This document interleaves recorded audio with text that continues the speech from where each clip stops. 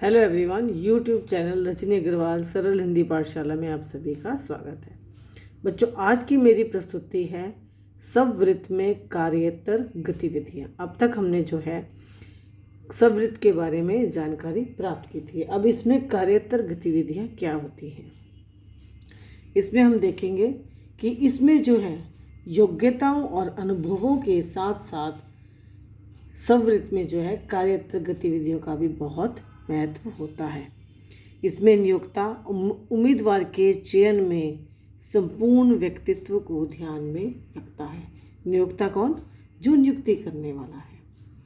और इसके द्वारा ही हमें जो है काफ़ी जानकारी मिलती है और इसी के आधार पर पद के लिए योग्यता तय की जाती है। अब क्योंकि जब हमें जानकारी नहीं होगी तो योग्यता कैसे करेंगे, इसीलिए हमें जब इसके द्वारा पूर्ण जानकारी मिल जाती है तो योग्यता भी जो है हमारी जो है तय हो जाती है।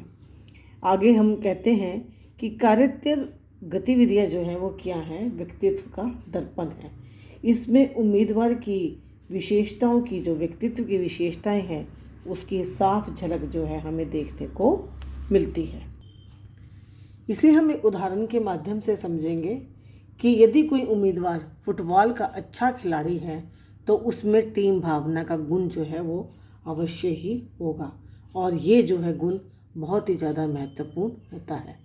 दूसरा, अगर एक व्यक्ति भाषण या वाद विवाद में उसे कई पुरस्कार मिल चुके हैं तो वो क्या होगा?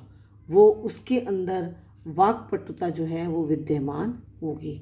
ये जो है हमें क्या पता चलता है? उसकी विशेषताओं के बारे में पता चलता है। और कार्येतर गतिविधियों में निपुण नियोक्ता उसी का चयन करता है जो इन चीज़ों में जो है जिसे महारत होती है। कई बार शैक्षिक योग्यताएं और अनुभव के बाद उम्मीदवार की जो कार्येतर गतिविधियां हैं उनका आंकलन करना जरूरी होता है। क्यों?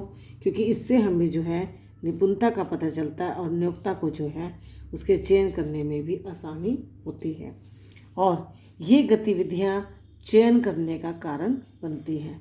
तो कार्येतर गतिविधियों का स्ववृत्त में एक बहुत ही महत्वपूर्ण योगदान होता है। तो जो दूसरा इसमें हमारा प्रश्न आता है कि स्ववृत्त के साथ साथ आवेदन पत्र की क्या आवश्यकता होती है।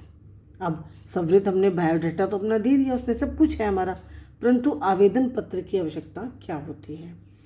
ये जो है स्ववृत्त का तो बना बनाया प्रारूप होता है, मतलब जो विज्ञापन भेज दिया जाता है, जो सूचनाएं होती हैं उससे जो है पता नहीं चलता कि उम्मीदवार जो है पद और संबंधित संस्थान को लेकर कितना गंभीर है।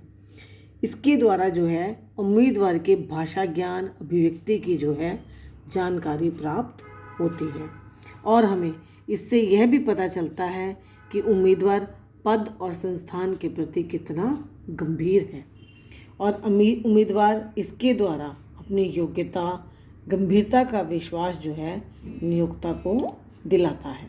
अब इतनी सब चीज़ें करने पर ही जो है आवेदन पत्र की जो है महत्ता बढ़ जाती है।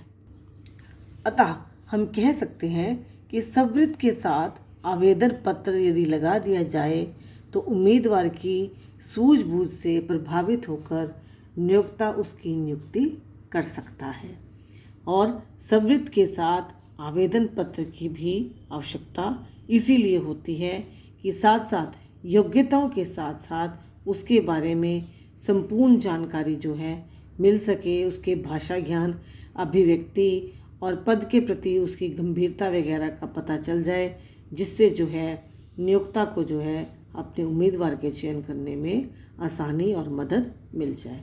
तो बच्चों, ये था हमारा आज कार्येतर गतिविधियों की भूमिका और स्ववृत्त के साथ साथ आवेदन पत्र की उसमें क्या आवश्यकता होती है, इसके बारे में हमने इस वीडियो में जाना और आशा करती हूँ आप सबको ये बहुत अच्छे से समझ आ गया होगा। धन्यवाद।